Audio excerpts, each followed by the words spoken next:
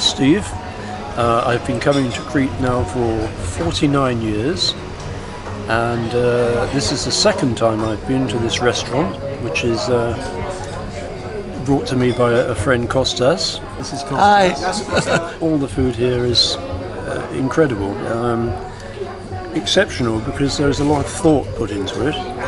So this particular plate is a speciality of this restaurant. It's layers of vegetable, rather like moussaka, but not moussaka. Layers of aubergine, cheese, and on the top, the green is maidanos, which is parsley in English. Flavour is wonderful. I will destroy it. It is a very good, strong flavour. Nothing to be afraid of. Enjoy it. It's very enjoyable. And it gets better. A good strong flavour, especially the parsley on the top. Kostas has now destroyed this dish. It's a very special taste. And also the wine is very good, the red wine. You have to be careful sometimes. Cheers. Then Sometimes it can be a bit vinegary, but this is a good Cretan wine. It's good and sweet. It's a nice colour. I don't know very much about wine, except I like to drink it. So this is good. Yamas.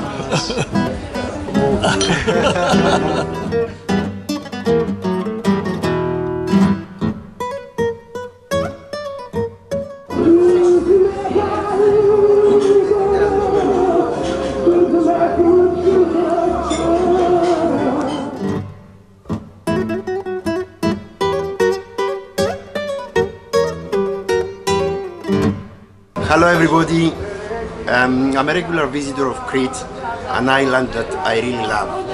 It's something that I always miss and I'm visiting very often. And obviously when I am in Crete, I never fail to visit Vourvouladiko. In front of me right now I have one of their specialities, which is a traditional Feta pie. I have to remind you that the pastry is handmade. It's not ready-made, and as you can see, apart from Feta, we have the best ingredients, the best herbs. It is we have the parsley,